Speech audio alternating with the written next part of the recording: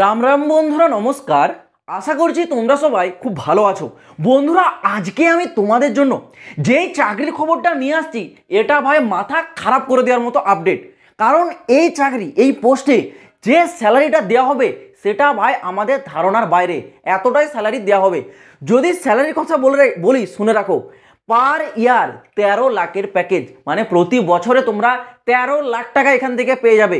আর এই চাকরিটা আর কোথাও নয়, আমাদের ভারতবর্ষের একটা ট্রাস্টেড সংস্থা, কে না AAI, airport authority of India.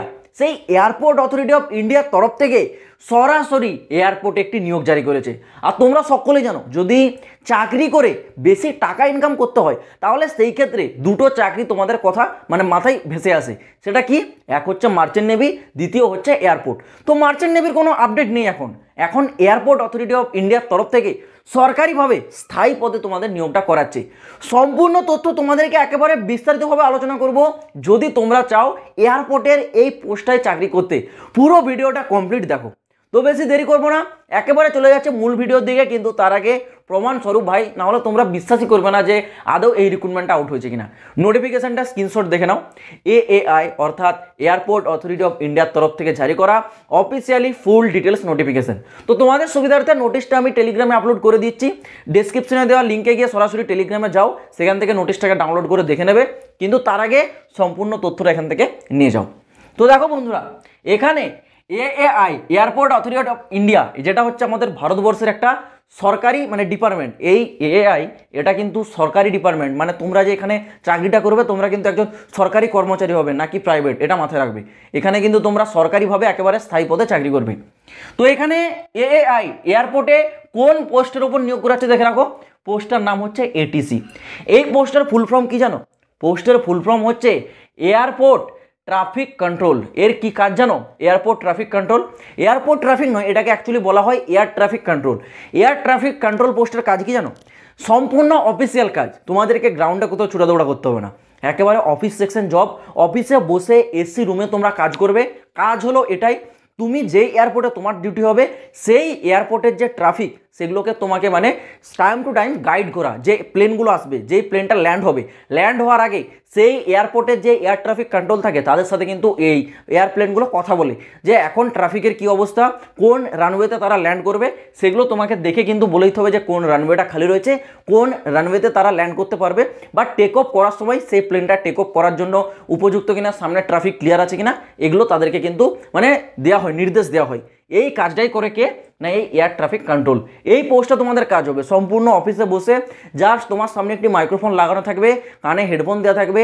এয়ারপোর্টের যে প্লেনগুলো ল্যান্ড করবে, যেগুলো হচ্ছে টেক অফ করবে, তাদের যে পাইলট তাদের সাথে কথোপকথন, এটাই হচ্ছে এয়ার ট্রাফিক কন্ট্রোল পোস্টের কাজ।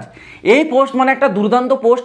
যদি বলে রাখি শূন্যপদ দেখে রাখো, 309টা টোটাল শূন্যপদ। বুঝতে পারছো? এই এয়ার ট্রাফিক কন্ট্রোলে 309টি শূন্যপদ মানে একটা দুর্দান্ত শূন্যপদ। আর এখানে কম্পিটিশন কিন্তু অনেক কম হয়। এখানে কিন্তু ম্যাক্সিমাম ক্যান্ডিডেট জানেই না যে এরকমও কোনো নিয়োগ হয় বলে। তো এখানে কম্পিটিশন অনেক কম হয়, তোমাদের কিন্তু বিরাট অ্যাডভান্টেজ আছে। পরবর্তীতে বলে রাখি বয়সসীমা। দেখো, বয়সসীমা যেটা বলেছে সেটা 18 থেকে 27, যারা জেনারেল আর যারা ইডাব্লিউএস, তোমাদের জন্য 18 থেকে 27-এর মধ্যে বয়স হতে হবে। আর যারা ওবিসি ক্যান্ডিডেট, তোমরা এই বয়সের উপর 3 বছরের ছাড়, এসটি এসসিরা পেয়ে যাবে এর উপর 5 বছরের ছাড়। পরবর্তী দেখো তোমাদের স্যালারি অর্থাৎ বেতন মূল্য। বেতন মূল্য যেটা বলেছে সেটা সর্বনিম্ন বলেছে 40,000, সর্বোচ্চ বলেছে 1,40,000। মানে তোমরা মোটামুটি প্রথম মাসে যখন জয়েন করবে তখনই তোমরা 70,000 টাকায় জয়েন করবে। বুঝতে পারছো? 70,000 টাকা তোমাদের স্টার্টিং স্যালারি থাকবে, এবং যেটা ফিউচারে তোমাদের সর্বোচ্চ 1,40,000। মানে তোমরা মোটামুটি পেয়ে যাচ্ছ সারা বছরে কত টাকা না, সারা বছরে তোমাদের সমস্ত কিছু ভার্তাগুলো মিলে পেয়ে যাবে 13 লক্ষ টাকা। এটা কিন্তু তোমাদের সারা বছরের একটা প্যাকেজ থাকবে 13 লক্ষ টাকার। তো বুঝতে পারছো, স্যালারি নিয়ে কারোর কোনো টেনশনই হচ্ছে না এখানে। পরবর্তী বিষয় বলে রাখি তোমাদের সিলেকশন প্রসেস বা নিয়োগ প্রক্রিয়া। দেখো, নিয়োগ প্রক্রিয়াতে কি বলেছে, এখানে হবে তোমাদের একটি সিবিটি টেস্ট, মানে কম্পিউটার বেসড একটি টেস্ট হবে, যেখানে নো নেগেটিভ মার্কিং, কোনো নেগেটিভ মার্কিং থাকবে না। সেই সিবিটি টেস্টটা যদি তোমরা ক্লিয়ার করতে পারো, পরবর্তী স্টেপে তোমাদের মেডিকেল টেস্ট, মানে তোমার মেডিকেলি তুমি সব কিছু ঠিকঠাক আছে কিনা তোমার শরীরে, সেগুলোকে চেক করা হয়, এবং সাথে সাথেই ডকুমেন্টস ভেরিফিকেশনটা হয়ে যায়। এই 3টে প্রসেসের মাধ্যমে তোমাদের পুরো সিলেকশনটা কিন্তু নির্ভর করছে। এইবার ইম্পর্টেন্ট বিষয় তোমাদের অ্যাপ্লিকেশন ডেট। দেখো, এর যে অ্যাপ্লাই সেটা কিন্তু শুরু হতে চলেছে আগামী 25 এপ্রিল। ওকে, আগামী 25 এপ্রিল 2025 থেকে আবেদন শুরু হতে চলেছে, আর আবেদনের লাস্ট ডেট থাকছে 24 মে। ওকে, এটা মাথায় রাখবি, আগামী 24 মে কিন্তু আবেদনের লাস্ট ডেট। এই আগামী 25 এপ্রিল থেকে 24 মে পর্যন্ত তোমাদের কিন্তু এএআই এর অফিসিয়াল ওয়েবসাইটে অনলাইনে আবেদনটা চলবে। এবং আবেদনের সময় তোমাদের আবেদন মূল্য কত টাকা জমা করতে হবে দেখো, যারা ইউআর ওবিসি ইডাব্লিউএস তোমাদের জন্য 1000 টাকা অ্যাপ্লিকেশন ফি থাকছে, কিন্তু যারা এসসি এসটি পিডাব্লিউডি তোমাদের জন্য 0 রুপিস। মানে এসটি এসসি পিডাব্লিউডির ক্ষেত্রে কোনো অ্যাপ্লিকেশন ফি লাগবে না, কিন্তু ইউআর ওবিসি ইডাব্লিউএস এর জন্য 1000 টাকা অ্যাপ্লিকেশন ফি, এটা কিন্তু এএআই নিজের থেকে জারি করেছে। ওকে, তো এটা তোমাদের অ্যাপ্লিকেশন ফি দিতে হবে। আর আরেকটা বিষয় বলে রাখি, এখানে আবেদন করার জন্য শিক্ষাগত যোগ্যতা কি, শিক্ষাগত যোগ্যতা যেটা বলেছে সেটা দেখে নাও। বলেছে এখানে তোমাদের ন্যূনতম থাকতে হবে কি না গ্র্যাজুয়েশন প্লাস তোমাদের থাকতে হবে কি সায়েন্স। মানে সায়েন্স শাখায় যদি তোমরা গ্র্যাজুয়েশন পাস করে থাকো তাহলে আবেদনযোগ্য, এটা তোমরা মাথায় রাখবে। ওকে, যারা নর্মালি গ্র্যাজুয়েশন পাস করেছো তোমরা আবেদন করতে পারবে না, যদি তোমাদের সায়েন্স শাখায় গ্র্যাজুয়েশন পাস আউট হয়ে থাকে তবেই তোমরা কিন্তু এখানে আবেদনযোগ্য।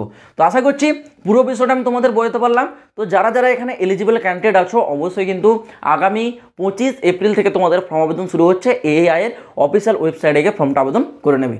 তো আজ ভিডিওটা বন্ধুরা এই পর্যন্ত থাক, দেখা হবে আবার পরের ভিডিওতে নতুন কোনো আপডেটের সাথে। জয় হিন্দ, বন্দে মাতরম।